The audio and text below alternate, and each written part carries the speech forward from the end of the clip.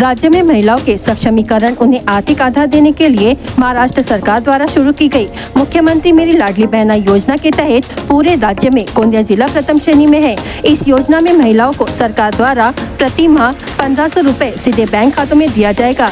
इसकी पहली किश्त 2 माह की 17 अगस्त को एक साथ 3000 रुपए प्रदान होने जा रही है। इस योजना की जानकारी के संबंध में राष्ट्रवादी कांग्रेस पार्टी के मुख्य कार्यालय में पत्रकार परिषद आयोजित की गई, जहां योजना के विषय में अधिक जानकारी प्रदान की गई। इस समय पूर्व विधायक राजेंद्र जैन, जिला परिषद समाज कल्याण सभापति पूजा अखिलेश सेठ, एनसीपी महिला शहर अध्यक्ष माधुरी नासरे, पूर्व जिला सदस्य रजनी गौतम उपस्थित रही। समाज कल्याण सभापति पूजा अखिलेश सेठ ने जानकारी दी कि हमें गर्व है कि राज्य में स्थापित महायुति की सरकार ने महिलाओं को आर्थिक आधार देने, उनके सक्षमीकरण के बारे में सोचा और निरंतर चलने वाली मुख्यमंत्री मेरी लाडली बहना योजना की शुरुआत की। राज्य में सर्वाधिक ऑफलाइन ऑनलाइन लाडली योजना के आवेदन महिलाओं द्वारा करने में गोंदिया जिला प्रथम स्थान पर है। पूजा सेठ ने कहा, हमारा प्रयास है कि इस योजना का लाभ प्रत्येक योग्य महिलाओं को मिले। सांसद प्रफुल्ल पटेल, पूर्व विधायक राजेंद्र जैन के मार्गदर्शन में योजना का अधिक लाभ देने पर जोर दिया जा रहा है।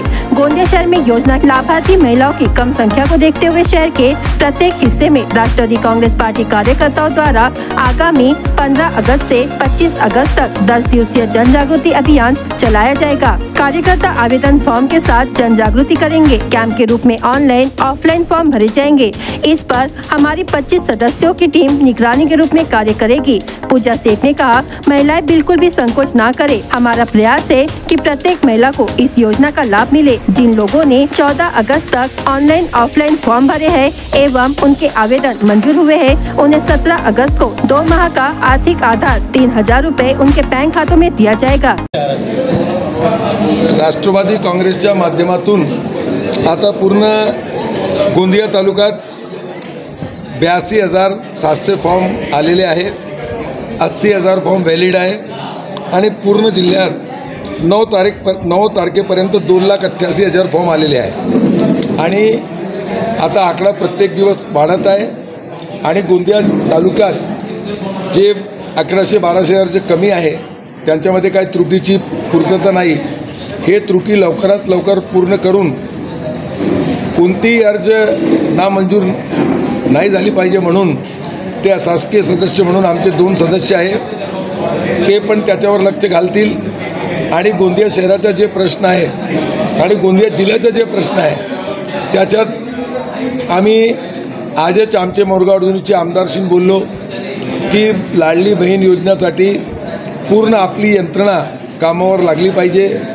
कोणती आपली पात्र आपले जे अर्जदार आहे, आपली बहीण लाडकी बहीणमध्ये जे योजनामध्ये जे अर्जदार आहे ते कुठे राहिले नाही पाहिजे।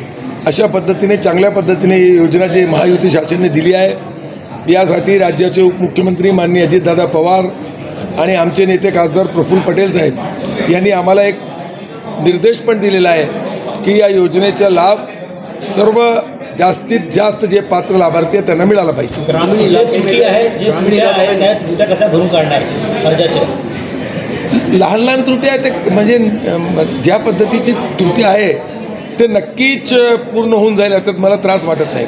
पूर्ण जिल्ह्यात पणाला गेला गोंदिया जिल्ह्याचे सभापती होण्याचे समाज कल्याण सभापतीच्या नात्याने माझ्याकडे जो डाटा आहे त्या हिशोबाने 2,88,773 इतक्या लोकांनी फॉर्म भरलेले आहेत पूर्ण गोंदिया जिल्ह्यामध्ये। त्यापैकी 2,80,251 इतक्या लोकांचा अप्रूव्हल झालेला आहे फॉर्म। त्यानंतर मग 5,000-5,500 जवळपास असं काही 1000 लोकांची त्रुटी झालेली आहे।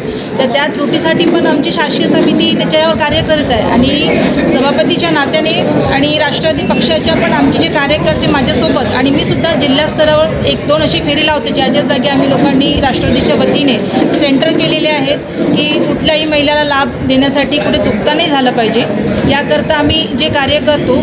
आणि आमच्यासोबत आमच्या सगळ्या राष्ट्रवादी महिला म्हणजे पुरुष तर असतातच, त्याचबरोबर महिलांनी सुद्धा सपोर्ट दिलेला आहे। जसे ग्रामपंचायतचे सरपंच ज्या जागी सरपंच आहेत, काही आमच्या पंचायत समिती सदस्य आहेत, जसं सावरीमध्ये सरला चिकलोंडे आणि आता कीर्तिताई पटले आणि अशा आणि एकोडीमध्ये आपल्याला माहितीच आहे अश्विनीताई पटले त्यांचेसुद्धा सेंटर आहेत। अशा जागी आम्ही निःशुल्क महिलांचे सुद्धा फॉर्म भरतो आणि त्यांना जास्तीत जास्त प्रमाणामध्ये ज्या पद्धतीने साहेबांनी आमच्या महिलांना सक्षमीकरणाकरिता म्हणजे ही योजना काढली आहे. त्यासाठी आम्ही त्यांचं नेहमी साथ आणि त्यांच्या मार्गदर्शनाप्रमाणेच येणाऱ्या रक्षाबंधनपर्यंत आमच्या महिलांच्या अकाउंटला सुद्धा 2 महिन्याची म्हणजे त्यांचा जो लाभ आहे भेटणार आहे जुलै आणि ऑगस्ट महिन्याचा. जे महिला वंचित राहिल्या त्यांना कसा लाभ देणार? ज्या महिला वंचित राहिल्या आहेत त्यांचे काही फॉर्म भेटत नाही किंवा मग त्यांचं असं म्हणणं आहे की बा माझ्या लिव्हिंगमध्ये काही प्रॉब्लेम अशांची सुद्धा आम्ही म्हणजे त्यांचे डॉक्युमेंटसुद्धा पूर्ण करण्याचा प्रयत्न करत आहे. येणाऱ्या काही दिवसात जर हे नाही झालं पूर्ण तर आम्ही आपल्या कुडवा क्षेत्रात म्हणा अन्य दुसऱ्या क्षेत्रामध्ये एक लहान शिबिर आयोजन करणार आहे. शिबिराच्या माध्यमाने त्या जागी एखाद्या ऑपरेटरला बसून आम्ही ते सुद्धा कार्य करणार आहे आणि सोबत अंगणवाडी सेविका